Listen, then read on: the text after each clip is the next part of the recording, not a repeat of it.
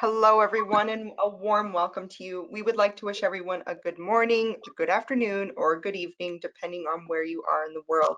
My name is Samantha from Safeopedia, and here at Safeopedia, it is our mission to support the EHS professionals, operational folks, and any safety-minded individuals with free safety information, tools, and education. Just a reminder, this webinar is being recorded, and we will send out a link to the recording as well as the presentation slide decks to everyone in a few days. This webinar is for you, the audience, so let's keep it interactive. We're going to be fielding questions throughout the webinar today, as well as a live Q&A at the end. So make sure you get your questions and your comments into the GoToWebinar console on the side. Today, we are proud to present Improving Safety in the Construction Industry. This Safeopedia webinar has been sponsored by Certainty Software. It is now my pleasure to introduce to you today's presenters, Desiree Ropel, Jordan Rodier, and Steve Mellard.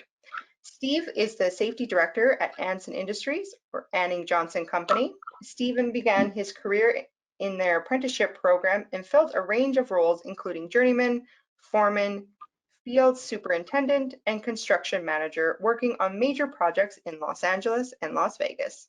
Steve has been working with Anson Industries, Anning Johnson, for almost 40 years, the last 16 as safety director.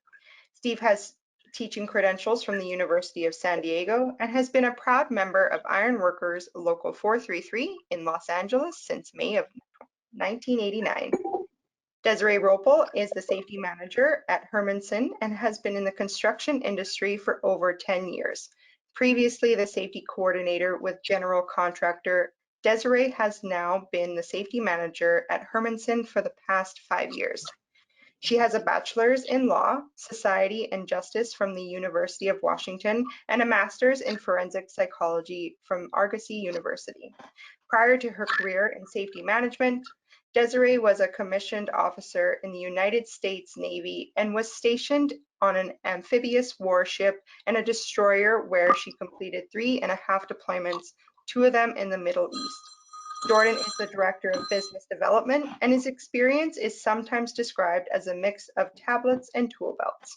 He began his career working in the construction industry and transitioned to technology, where he now helps implement practical solutions to complex business challenges. I am very grateful to have you all sit back, relax, and enjoy this presentation. With that, Desiree, Steve, and Jordan, please take it away. Thank you. Thank you, and thank you for everyone for tuning in and listening to us. As myself and Steve kind of walk through these next 6-7 sets of questions, we're really answering based on our kind of personal experiences, realizing there's no right answer or no one answer to any kind of situation, and that we hope that you can take a little bit of the knowledge that we've learned and potentially apply it to the things in the company that you guys are a part of. So our first question, some things to consider when improving a safety in construction. First bullet, please. It has to make sense and be relevant. So I come from a mechanical background with HVAC, piping, plumbing. So something that I've done is I took the past 20 years worth of incidences and kind of graphed what were the most types of injuries we occurred and what types of body parts those that were injured. And for us, by far, lacerations and lacerations to the hands and fingers were the most type of incident and body part that was injured in our history. So some of the things that we are doing is we're looking at our knife policies, what different types of knives, blades that can be used to kind of reduce some of those cuts, those lacerations, some of the new technology with retractable blades, with ceramic blades that can kind of field test and then kind of get the crews buy-in and essentially change policy. And some other considerations are PPE. What type of PPE are you using? Here at Hermanson, we're already at a cut level 4, cut level 5 with our gloves. We're also using Kevlar sleeves anytime we do any kind of demo as well. Next bullet point, please. Recognition of hazards. So for us, this is something we kind of hound, you know, on a regular daily basis. You know, we have a wide variety of people who are in the trade. Some of them, it's their first day. Some of them have been here for 30 plus years. And it's getting them to realize that something is just as dangerous day one as it is day 20. A porter man will still cut you day one as an apprentice as it will 20 years as a journeyman. So it's kind of the mindset of always kind of keeping those hazards fresh and not being used to them. Next bullet point, please. And that kind of ties into complacency, right? You know, you have people that grow up in the trades, they've done this their whole life, and they kind of become blind to the hazards. You know, something that they were scared of on day one, necessarily they're not scared of anymore, and so they don't necessarily think that it's hazardous, it's dangerous, and sometimes it's about how this is how they've always done something, and it's really about developing those relationships with your seasoned journeymen, your veterans, and what that does, it allows you to have those conversations that leads into training, because they've been in for so long, they potentially only know one way. So it's educating people on, hey, did you know this new piece of equipment came out? Did you know that we do it like this now? And a good example of that is, you know, when they changed some of the rigging standards, you know, with shackles, you used to tighten them all the way up and back it off a quarter turn. Well, now you tighten it up all the way again. A story, when I first got here to Hermanson, I was working with one of the junior or the senior foremen who've been in the trades probably 20 plus years. We were up on a rooftop looking at some fall protection. How are we going to get stuff in through the hole? And I turned to him and I said, you know, you have your leading edge lanyards. And he kind of looked at me and he's like, leading edge, what's that?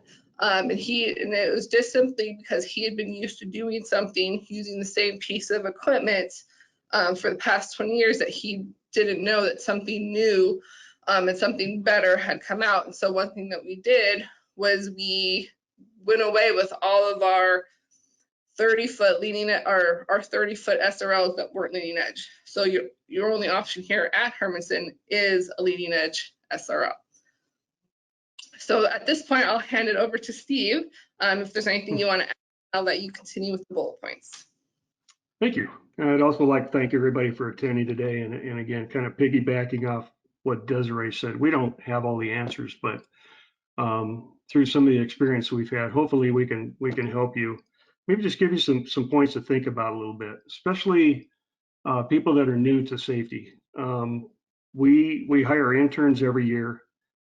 We try and help educate them, and especially during this time of COVID, a lot of these kids are unable to get out to construction sites and actually see how work is being performed. So when they come to work for us, it's like starting day one. So we have to go through a lot of the items that we're talking about today with you, with them, so they can be educated on this. So like I said, these are just some thoughts that we have. Hopefully you're able to use some of these.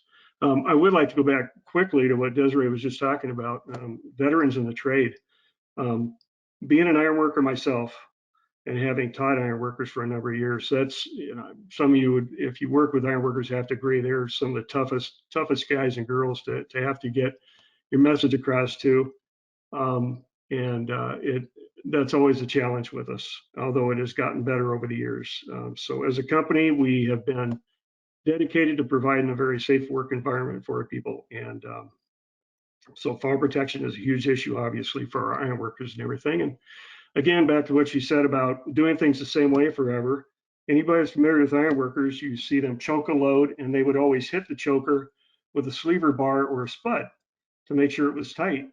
Well, when we were doing rigging training, we found out that that's the worst thing you could possibly do to a choker.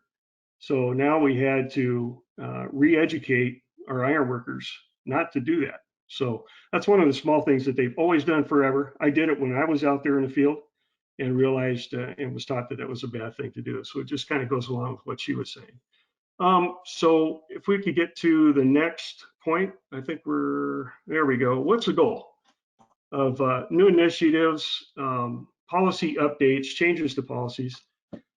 I think everyone would agree that the goal there is to improve the work experience for all employees. Our company has a simple statement, and that is to make sure everyone goes home the same way they came to work in the morning. And that's the very simple guide that we use anytime we are putting together any policies, safe work practices, anything like that. The employees come first, and then we work off of that. Of course, you always have to align with the most updated OSHA and ANSI policies and updates. New tools you have to take into consideration on how you're going to use those safely and develop plans. One thing we never do is just create a policy, throw it against the wall, and see if it sticks. It has to have value, and number one value is safety. Production, of course, money and all that is always considered, but that's a secondary thing we think about. It always has to be, how are we going to benefit that employee and make his experience with us better? Bear with me here. Can we go to the next bullet point, please? Are you being proactive or reactive? I think we all know that if we've had an accident or incident on our job, it's too late to be proactive. At that point, we have to be reactive, and that means spending time and money doing root cause reports, accident investigations, and whatnot. That can be very time consuming and, of course, very expensive in some cases. So we always want to be proactive. One thing I did when I came to work in the position I'm in now is I always wanted to be a step ahead of everybody else. And I've tried to take that with me since day one. For instance, our fall protection program, I think has gone really well.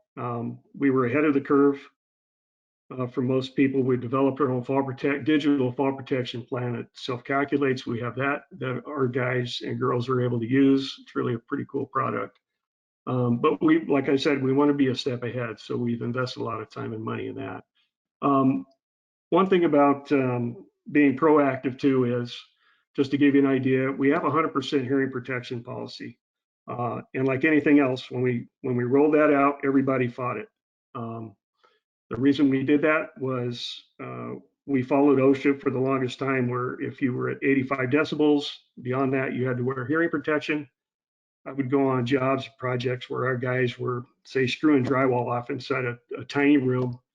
Decibels were 85, and they wanted to sit and argue with me about hearing protection and why they didn't need it. They weren't at 85 decibels. So we did that. Created a lot of problems, a lot of hesitancy out there because people couldn't understand why it was needed. So there was a huge educational curve that we had to get through. And now we go on all our jobs, everybody's wearing hearing protection 100% of the time as soon as they walk in the gate. Same thing with gloves, sleeves, glasses, all of that stuff. So could we go to the next slide, please, or next bullet point, please? One size fits all. I'm sure everyone out there probably realizes that you can't always have policies that will address everybody at the same time. Sometimes you have to detail or fine tune those policies. At Anson, we have several different trades that we deal with: ironworkers, drywallers, roofers, finishers. So a lot of times we will have a very broad policy, but then we also have to detail those out for those particular trades because they all do things a little bit differently. So it all goes back to making sure that whatever policies we put in place are going to work for those employees and also that trade. So I guess with that, I will throw it back to Desiree. Perfect. Next slide, please. All right, so some of the things that need to be effective instruction with the safety program include, first bullet point, buy-in from all people involved. It's less about the words on the page and mostly about the buy-in from the people, right? So your program could be all-encompassing, but if it's not followed, if it's not enforced, if people don't know about it, all just a whole bunch of pretty words on a pretty page. In order to be effective, you have to set standards, you have to educate on what those standards are, and you have to uphold them if they aren't followed. And you also have to be able to give your leaders, your foremen, the power or the empowerment to uphold those standards and give them the sense of, what's the right word, the sense of that they not necessarily have control, but they're the ones that sets the standards, and they're the ones that how their crews, how they want them to do things. An example of kind of like what Steve said, 100% glove policy. We also have that across our company. And that kind of leads into the next bullet point, please, with consistency. Right, you have to have consistency across all jobs, across all leadership. So you can't have one person lead a job and do things one way, and then have another foreman or leader on a different job do things a different way. Because when your crews are going from job to job, the standard isn't there. They don't know what to follow, what to do. And so when you set your standards and you have them across the board, it doesn't matter what job site you're on. If you're a Hermanson employee, you know that you're expected to do these things no matter what job you're on, no matter what foreman you are under. And that also applies to excuse me, that also applies to leadership. Whether it's the CEO or the president stepping on site, they have their 100% PPE on as well, because that also sends a message, right? It's not just about the crews in the field, it's also about the leadership, the management, and the people in the office, because we're one team, one family. There are no exceptions based on who you are or what title that you hold. Next slide, next bullet point, please. And that kind of goes in to buy-in from leadership, right? Nobody talks about safety when nobody's hurt. It's when somebody gets hurt that everybody wants to know what happened, why it happened, what are we doing to prevent it? And some of that is education, right? A lot of people aren't informed or don't know that when an injury occurs, there's a lot more that gets impacted than just the individual that gets hurt. And by all means, you take care of the individual first and foremost. There's lots of things that go into that impact you financially, right? If you, the person's on KOS, how does that affect your EMR and your ability to bid work in the future? And it's some of those things, education with the upper management and the upper leadership, that helps with the buy-in, because they know obviously nobody wants anybody to get hurt, but also there's a financial impact that happens when somebody does get hurt. Steve? Okay, great points, Desiree. I just want to throw a little story out there about buy-in from leadership, and in this sense, leadership, I'm talking about our foreman staff with our metal decking division. We actually had a manager come into a meeting one time and threaten to shut the whole division down if we didn't start utilizing fall arrest equipment properly. You get people's attention that way, and I think that was the day that our ironworkers' opinion of fall arrest and using it changed. So unfortunately, sometimes you have to go out there and use threatening language to get people to change. I wish it wasn't so, but it does happen sometimes. So sometimes common sense is involved. In most cases it is, but other times we have to do things a little more extreme. So whenever we are looking at adding policies, changing policies, can we go ahead and go to the next bullet point? Sorry. So solicit comment feedback. So that's one of the things we do extensively whenever we're going to start adding policies or anything to our guidelines. Have we included the executives? What's their thought on it? Management, our district managers, construction managers, are they okay with policy changes? Do they see anything we need to detail with that? How about supervision in the field? And then ultimately field personnel themselves, the boots on the ground. We will go out to the job sites and actually discuss potential changes we're making to policies and get opinions from our field people. And sometimes that will really change the way we're going to approach putting a policy in place. Or there may be a case where we say, you know what, we're going to wait. We're going to wait on this policy because it's not going to work right now. It won't be accepted. There's not that big of an advantage to it right now. So Case in point, we are transitioning to the new climber style hard hats. Again, with iron workers, you can imagine how tough that sell is and will be, because iron workers are still wearing 30-year-old bullers out there with all of their stickers. Those are trophies that they wear on their heads. I still have mine. I'll never get rid of it, but we're transitioning to those new style helmets because of the chin straps, and we actually had a couple of injuries, like head injuries last year, because helmet or hard hats fell off. So again, we're out there.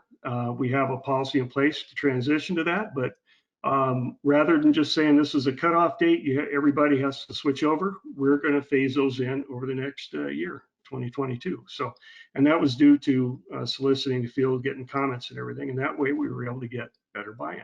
So the other thing too is, let's see, let's go ahead and go to the next bullet point, please. Honest and accurate reporting.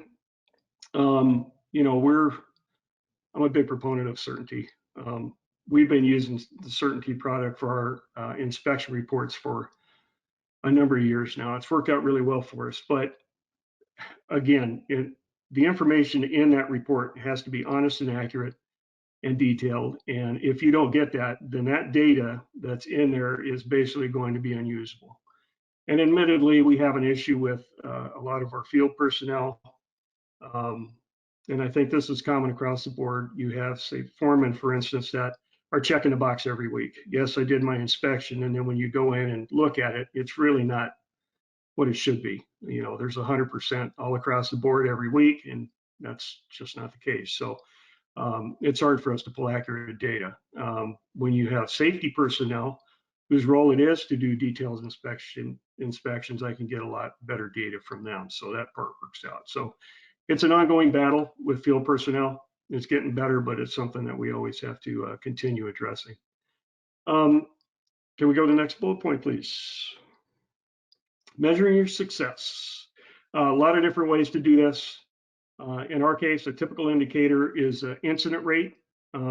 For us, we have a monthly incident report that comes out, and then I send this report out with some comments addressing any issues, trends, things like that, to all of our districts across the country. So we look at the incident rates. Those are a quick and dirty way to see how you did month to month, year to year. Your EMR, of course, that's a lagging indicator. It's 3 years. So that is something. That's a lot what your customers are going to be looking at that, and based on that, you may or may not be able to bid on a project. So obviously, we want to keep that low. Lack of recordable injuries, days away from work, etc. I'm sure everybody's familiar with that. So those are typical indicators that we use day to day. We can dig a little bit deeper, but quickly, those are the things that I and my team look at to get kind of an instant view of what's happening out there. Digging deeper. Do we have is that the last bullet point on that slide? Jordan, I'm sorry. Yes, it is. I think it is. Okay, so I had another comment, and that was digging deeper. And this is something I'm always concerned with. Are employees generally happy with the safety program and understand it's there for them? When we're doing inspections and audits and interviews out in the field, that's something I want to find out, because if our employees don't feel that safety program is working for them, there's no buy-in, they aren't going to perform at their best. We're going to see accidents go up because people are disregarding policies, safe work procedures. So it's very important to me and my team, and the rest of our company as well. And how do your customers view the safety program? I know from time to time, we send out questionnaires to our customers and ask about productivity, you know, the time we spend on the job site, the safety performance, all that kind of thing. And of course, we want high marks in that, but we also want people to be honest about it. And then finally, are you a burden or an asset? So I never want to hear we're a burden on a job site. Most of the time we get very good comments, but I think everyone would agree. Some companies don't stress safety like others, and in a lot of cases, safety isn't appreciated as much from one place to another. So, anyway, regardless, we're trying to win everybody over on every job. So, Desiree. No, that was great. I don't have any more to add to that, and on to the next slide. And I believe you start this one off, Steve. Well, there we go. Okay. So how does leadership style affect safety performance? We set the example. Again, this is big for me. Always has been. I remember, back in the day, watching management or executives come out to our job sites and basically calling them suits. The suits are on the job or eagle on the deck.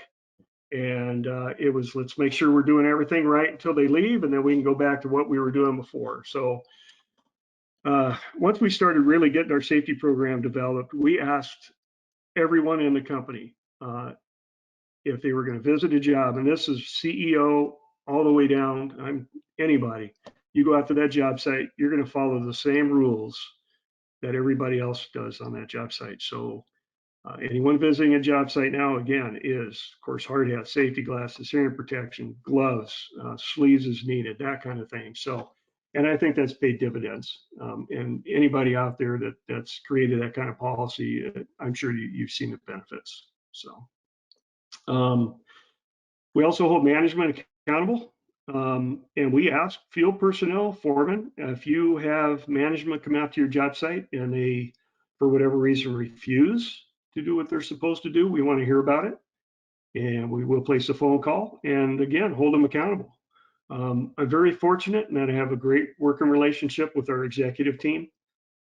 If I were to have a problem, which I don't, have a problem that I couldn't handle on my level, I could reach out to our CEO at any time and he will basically set things straight. And that's the way it's always been. And of course, I'm very appreciative for that. I think it's really helped make our program successful. Next bullet point. Reach employees at their level. And I always say, I hate the word level. I was trying to think of another term, but I've always told my team and anybody in safety, never look at yourself as being above anybody on that job site. You should consider yourself a resource, and that's it. You should develop a good relationship with those people. They should be able to reach out to you at any time, know that they're going to be able to get you and you're going to help them. So one of the things I look for whenever I'm hiring safety personnel is people skills. That's number one. I don't care if you have a master's degree in safety science. I don't care if you have 40 years of construction experience. If you don't have people skills, you're not going to be successful. And some people aren't blessed with natural skills, so they have to work on it, but it can be done. But again, it's paramount to being successful. A lot of times I found that humor will help break the ice. These days, you have to be very careful. You have to style your interaction with people a certain way. Sometimes you have to be very, very careful. So again, it goes back to people skills. Are you able to read that person that you're talking to and be able to break the ice, make them comfortable without creating any issues? So that's something we're always working on. We also want to know what their concerns are. That's something, when I go up and talk to somebody, I will ask them, how are we doing for you? Could we do something better? And hopefully they've got some comments. I think a lot of times you go up to an individual and they're a little intimidated, unfortunately, until they get to know you. So you're not really getting an honest answer. So I keep pushing until I'm able to break through and get an honest answer out of them.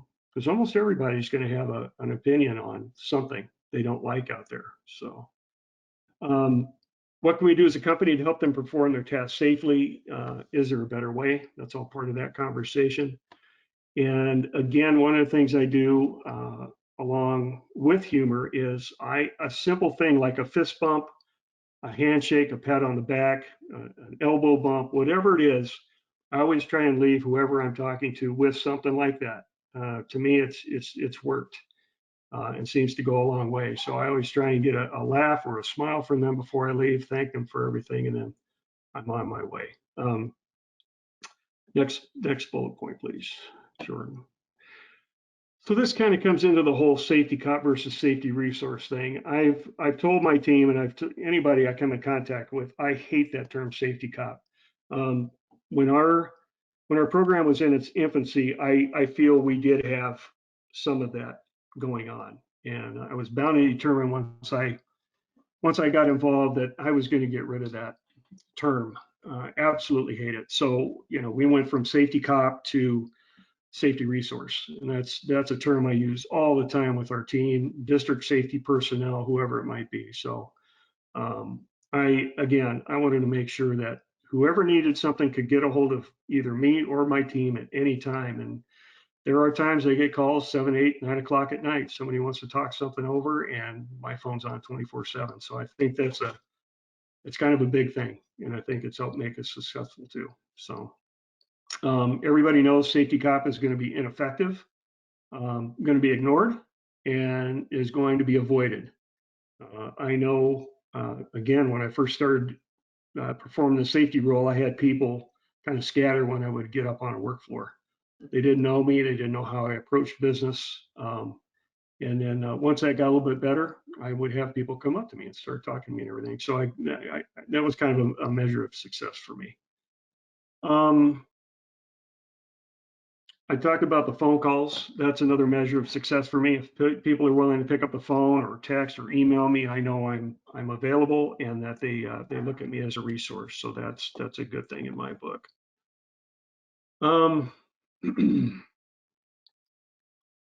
I think with that, I'll turn it back over to Desiree. Perfect. Next bullet point, please. So communication really kind of goes along with everything that Steve just said about being a safety resource, right? It's not just about answering phone calls or emails at all hours, but it's also about getting back to people, right? If people know that you are reachable, if they're more likely to call you. If they know that you don't know the answer, but will get back to them, they're more likely to call you and ask the questions, knowing that you're going to do whatever you need to do to either come up with the answer. They may not like the answer because it may be the harder choice of the two, but at least they know that you're going to get an honest, true, safe answer, and they're going to know that you're there to help them, help set whatever it is that they need up. And it really goes back to that safety resource. Something that we've worked very hard here at Hermanson is, before it used to be, safety was never called. We were only called when something bad happened. Well, I guess I'm going to the hospital. I better call safety. They better come see what's going on. And we've worked really hard to develop those relationships, communications. And now we're called out to, hey, we got to climb into this shaft. We don't know where to tie off. We don't know what type of equipment to use. Hey, can you come out? Can you walk this with us? To the point where we're, actually ordering equipment for them. We're there when it gets set up. We're there when they first use it to make sure everything goes smoothly before we hand it, completely over. So, really hit it. It's about being an asset, not a burden, and it's about being able to step on site, have those conversations. It's also about when you're walking the job sites, you're interacting with the crews. You're not just walking around with blinders on your eyes, only looking for the bad stuff. You're checking up on people, you're asking how their families are doing. You kind of get to know them on a individual basis.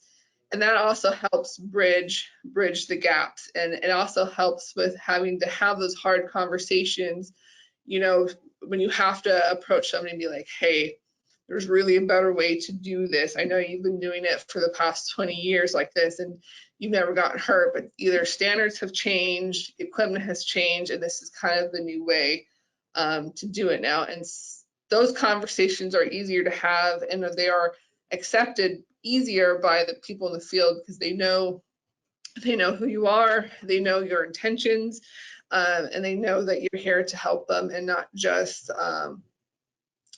point out mistakes. I believe with that, we go to the next slide. All right, so boosting employee buy-in. kind of some of the things that we've all talked about, right? Listening to concerns. If it makes sense, implement them. If you can put the next 2 bullet points up, because they all kind of tie in together, please. Perfect. You know, it's allowing the employees to speak freely. If they know they can come to you, tell you something, and not get berated, not get written up, but have a general concern, they're likely to tell you, hey, this is what's going on, or hey, this is a better way. I thought of a better way that we can do something, because you know, it's not only it's not my way or the highway. It's not, well, safety said this, we have to do it this way. There are, you know, many smart people out in the field, and everybody has ideas, and it's about, you know, coming together and trying to find the best answer, the best situation, because not everybody knows everything. So having the ability to speak, listen, and giving them the environment to do so really help get their buy-in, because they feel like they have a part of it. They feel like they have skin in the game. And part of that is, don't be afraid to change. Something that we went through a couple of years ago, we changed our pre-task plans. Personally, I thought they were fine. I thought they worked well. I thought if you know, obviously you have to use it correctly. I thought it did the job that it was supposed to do, but there was a lot of concerns in the field with the foreman about it, you know, potentially being, you know, just penciled in like the dry shack, left down in the basement while crews were up on, you know, different levels. They didn't necessarily have it on them with them. And so being able to hear those things and not be afraid of change, we said, okay, not a problem. You develop something that you think would fit our culture, our company, and they did. We had you know, a couple foremen together, along with, like, you know, one of the safety members. We used the safety committee. They came up with what they wanted to see, what type of pre-task plan. You know, they eventually formed, you know, kind of 2, one for the foreman to fill out, to kind of line out their crews, and they also developed an individual one where then that person would, wherever they were working, they would take it and then they would fill out their individual pre-task plan. And this was, I had actually no hand in creating this. This was all done by the foreman in the field that thought what we used to have wasn't adequate enough. And so that really kind of creates buy-in, because they made it. This is something that they wanted to do, and they created it and then they pushed it. So that's something I think, you know, is really powerful and can create a lot of buy-in, because you're giving them a voice. When they feel like they have a voice and they're heard, they're likely to get least resistance. Over to you, Steve. Oh, thanks, Desiree. This is all very useful information. So, you know, one of the things I touched on before was when you're out interviewing employees, is asking questions. And we ask a lot of questions. And again, that helps break the ice. In some cases, hopefully it's going to bring that down to a more personal level, and the employee is going to open up to you a little bit more. One thing that helped me realize how important asking a lot of questions and things like that was we actually had a CEO come on board several years ago. It's been quite a while. But prior to him coming on board, anytime the executives would be in town, it was that particular team is here, make sure everything's clean, practically salute them when they come by. They wouldn't even acknowledge you were there. And I obviously didn't care for that. The new CEO that came on board, he would actually come up to you, shake your hand, and actually start talking about you and your family.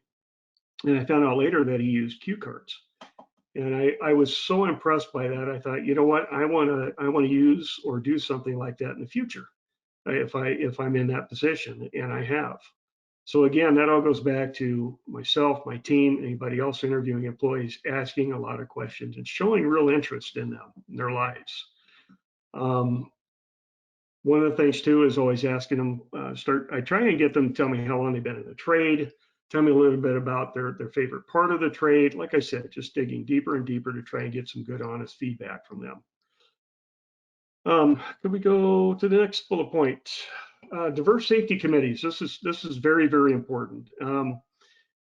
it's a number of years back, we finally realized that, not only does OSHA require you to have a safety committee, but you need to have an effective safety committee if it's going to do any good. So you're spending time and money. We have guys coming in from the field. We're paying them to attend the safety committee. So we need to make sure it's very effective and worthwhile. So we did make sure we have very diverse safety committees throughout the country, anywhere from a apprentice on up to journeyman, foreman. And then one key is we will actually, if the manager wants to be in there, he can be in there, but we recommend he not sit at the table. He can sit over in the corner, he can sit off to the side. And we found that the people in the safety committee were more apt to be honest and open if they didn't have to look at the manager being right there. It sounds kind of crude, but it made a huge difference. People are naturally intimidated by management. So if we were able to kind of take them out of the picture a little bit, it really, really helped. So again, our safety committees started being a lot more productive, which was a good thing. The manager was there just to make comments if needed and help guide the conversation if he had to, but we rely on, say, a district safety person to actually create the topics and work through that safety committee. So that's worked out really well. This also helps create buy-in because you're getting people from every level of the trade looking at potential issues and helping make decisions that are valuable for the whole team. So that's all very good. Next bullet point. And don't rush the meetings. Everybody seems to be under time constraints these days, but to be effective, you can't be pushing to hurry up and get the meetings over with. I know I was talking to one of our safety directors the other day. He attended a meeting out on the East Coast, and he commented about how rushed the meeting was. They wanted to hurry up, get the guys in, check the box, talk about a couple things, and send everybody home. And that is, definitely not effective. So that's something we're working at continuously. But need to make sure that people that are willing to spend their time at these meetings walk away with something of value. And so again, that's something we feel is very, very important to our program. So. Jordan, next slide, please. Are we still good on time, Jordan? We're just unmuting. We're a little long, so maybe this could be slightly quicker, but it's fantastic information. So at the same time, I don't want to. Okay. All right. So let's we'll probably go through this a little. We'll step it up just a little bit here. So, top issues facing construction industry: aging workforce, technology. I can only speak from experience. I am short term. I'm getting close to retirement age in the near future. So my issue now is trying to find replacements, and it's very difficult right now in the world as it is. So we are reaching out just about everywhere, trying to find qualified people that want to do this kind of work. A lot of experienced workers are unable or uninterested in using modern technology. They've completed a test for many years without having to use that technology. I was one of those in the beginning when I was out in the field, and of course we've made a huge transition to using electronic devices and different software and programs, all that kind of thing, which of course is great. It's imperative that we educate and reinforce the use of the devices for training, weekly documentation, task-specific documents, etc.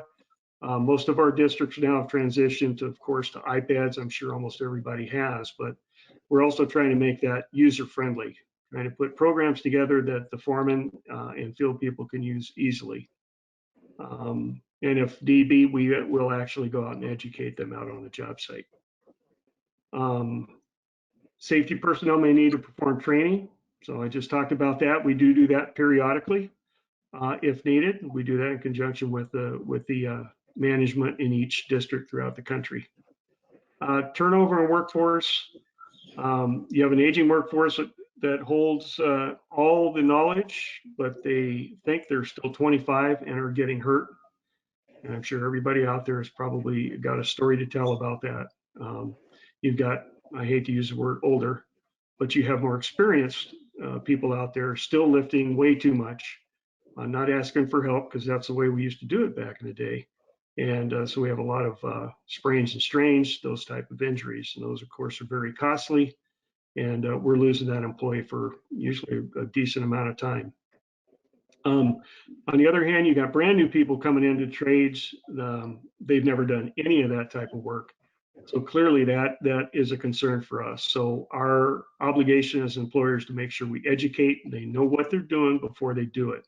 And that's an ongoing battle with anybody and everybody out there. So, you know, along with our THAs and weekly training, we're also performing person-to-person training with the new people coming on board, with the apprentices, to make sure, obviously, they don't get hurt. They know what they're doing. So that's a big goal for us. That goes right into mentoring. I'm a huge proponent of mentoring. Speaking of my experience, when I was in the field running work, I remember when I first started, I was on a job one time. I had the prints in my hand. I had a foreman come up and grab them out of my hand and tell me it wasn't my job. So I swore whenever I started running work, I was going to let that apprentice grab those drawings and learn from that. So I took that with me. And anytime I had a new person on that job site, I would give them about a week, see how they do. And then I started teaching them everything I knew, because that would free me up to go do something else. So that's worked out well for me personally. Obviously, we need to utilize foreman and lead men to help educate newer or less experienced employees and personnel. And we also team employees with tradespeople who are willing to share their knowledge. So that goes into the mentoring facet again. So with that, I'll transition over to Desiree. Yeah, and real quickly, I'll talk about, safety versus, schedule and budget. A lot of times people think of it as butting heads. Well, I don't have time to do this. I'm behind on schedule. I'm over budget. I don't have the 5 minutes to stop and fill out your paperwork. Go. But one thing is, I don't think what people understand is, you take those 2 minutes to get the tools you need properly, right? So you're not trying to use a wrench when you really need a screwdriver. So therefore, you're not hitting yourself in the face with something. You take the time to set up your work site properly, so you're not tripping over things. And then when you do quality, you have to go back and do rework, and that all plays into safety, right? So you're using the right tools, you're doing it right the first time, and you're producing quality work. And that in itself will help with budget and schedule. And kind of a quick example, we had a foreman who didn't think they had enough time to clear their work area out of the way, and they just stepped over, the pile of garbage, I think what it was. But he miscalculated, misstepped, ended up falling, tripping, and ended up with a bruised leg and limping for the next week and a half. So it's really, how much time did you save by not clearing out your workspace to have a safe environment to work in? We had a journeyman that was working with an apprentice, and they were putting in duct work with a duct jack. His apprentice went to go get something. He thought he could put the piece of ductwork in real quick, and ended up hitting something in the ceiling and knocked the piece of duct off the duct jacks. No one was hurt, but it damaged the piece of equipment. What did that 2 minutes of waiting for his apprentice to come back to help spot him really cost? It was a work stoppage, it was an incident report, it was a retraining. So safety shouldn't be the opposite of schedule and budget. It should be something that helps it along. Back to you, Steve. Very good. All right, last slide, please. So how has technology changed construction safety? I think everybody would agree that digitizing everything has been a good thing. Although going back to what I talked about earlier, there was some educational element to that, a little bit of a learning curve for a lot of people.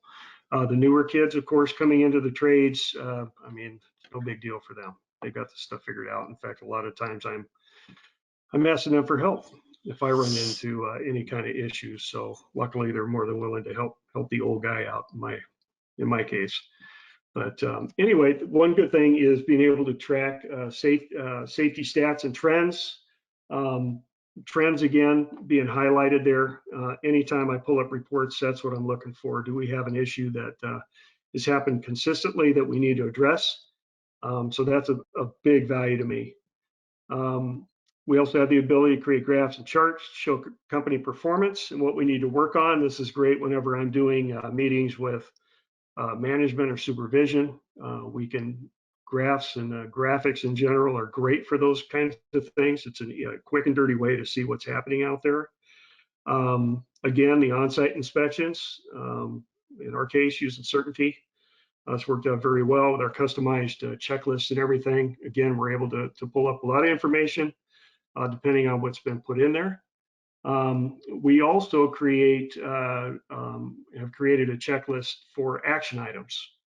And so we are starting to use those heavily out on the job sites. If we see something that needs to be addressed, safety personnel are out there completing the action reports. And that way we have a digitized format that we can go back and use to make sure and ensure that everything was abated before we move on. So that's been great.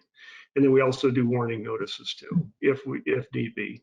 So those are a couple of ways that we use technology. Education options at your fingertip. Of course, online training is huge nowadays. It's really great because we can take a tablet or whatever we may have out on the job site and do training one-on-one with whoever needs that training. We're able to communicate with the field instantly. Everybody knows that. Phone calls, text, emails, instant access, which is great for us. And then let's see, digitized records, including training. Of course, document retention is huge with OSHA. Everybody knows OSHA says that if it wasn't documented, it never happened.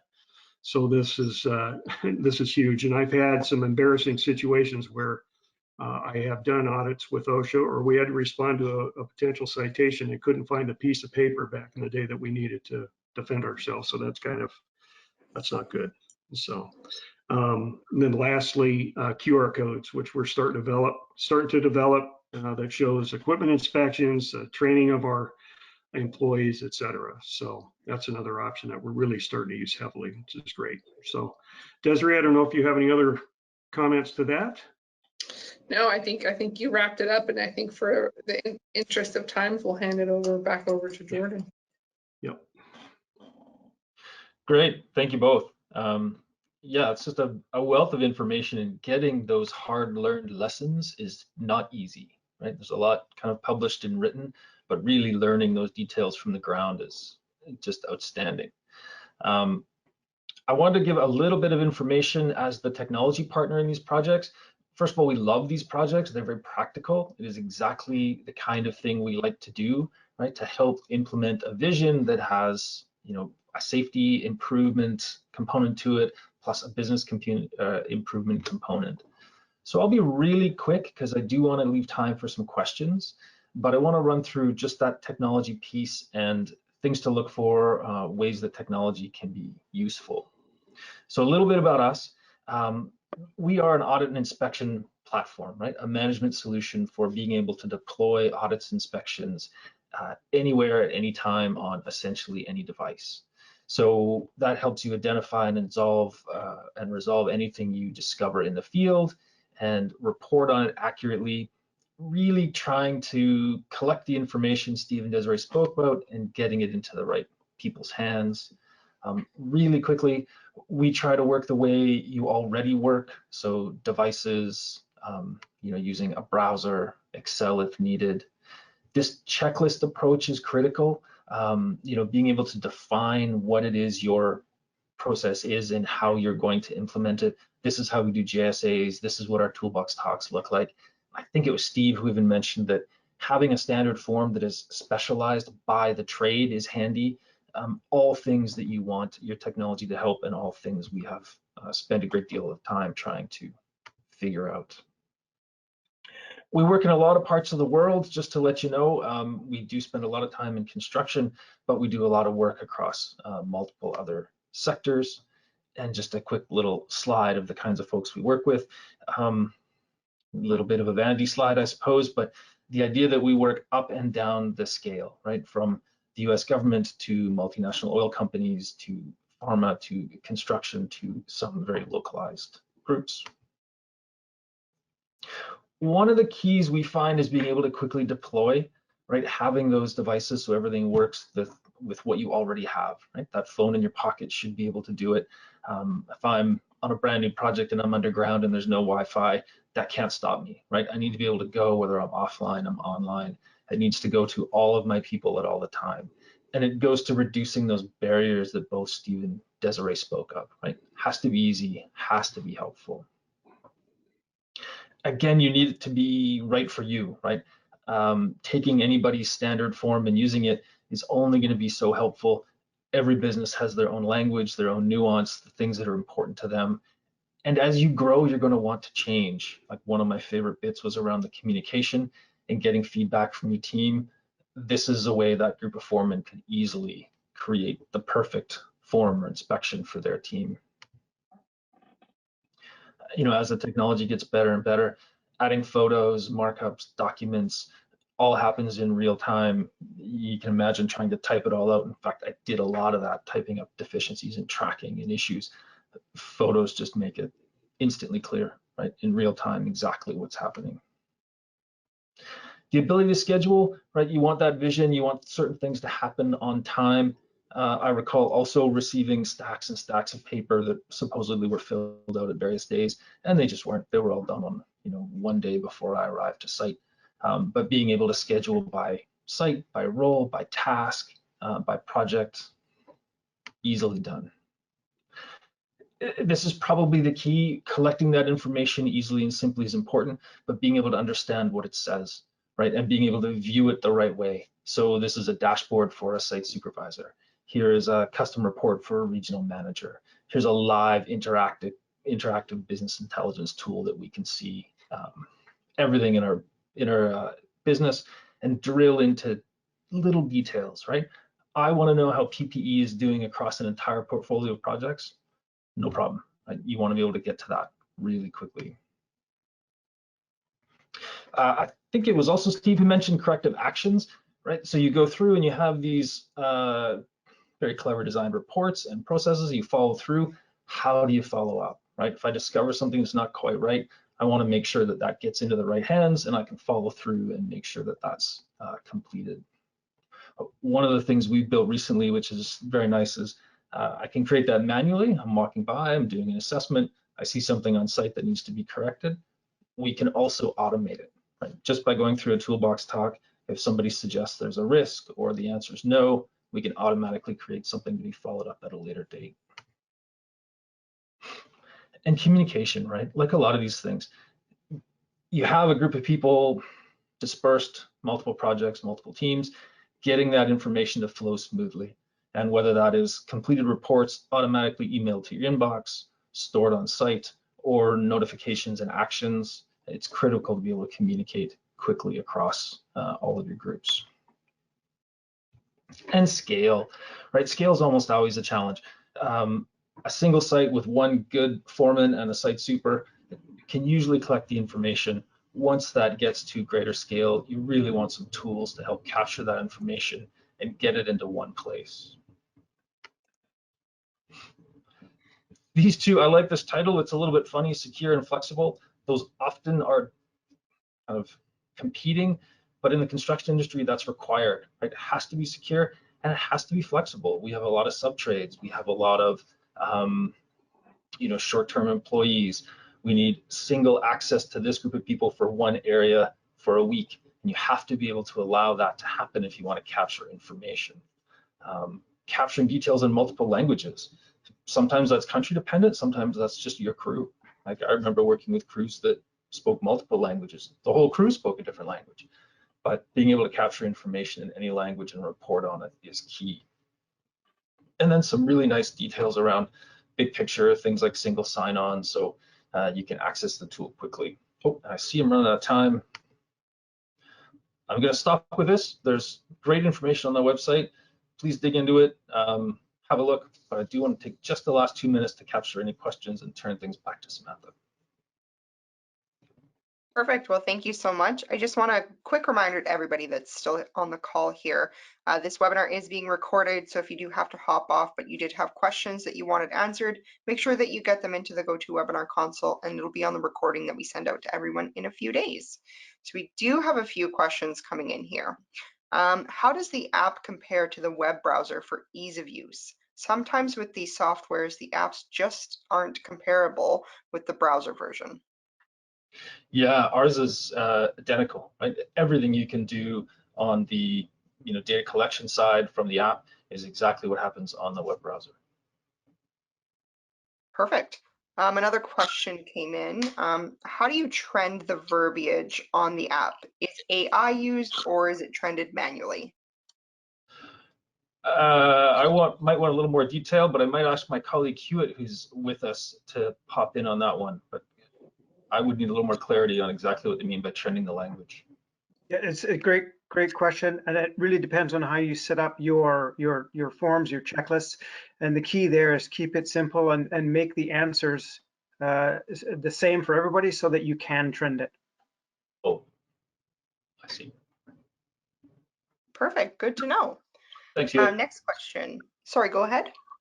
Just thanking Hewitt. Yep, I misunderstood the question. Perfect. How long does it normally take to see results after implementing a formal safety program? I would probably ask Desiree and Steve to comment on that, what they have personally seen. So they say, if you're trying to change your safety culture, 7 years. You see, and that's probably like all packaged complete. For me here at Hermanson, we've made leaps and bounds in the past, 3 years. But it depends on really your buy-in from the top and how well you're supported, because you could have all good intentions, but if you can't get your exec team to buy in, if you can't get your exec team to support you, you essentially have no muscle with your safety program, and that's something that's very, very important. Yeah, if I could real quick. Our safety program is always in transition, and since we've had a formal safety program, we've seen results get better every year.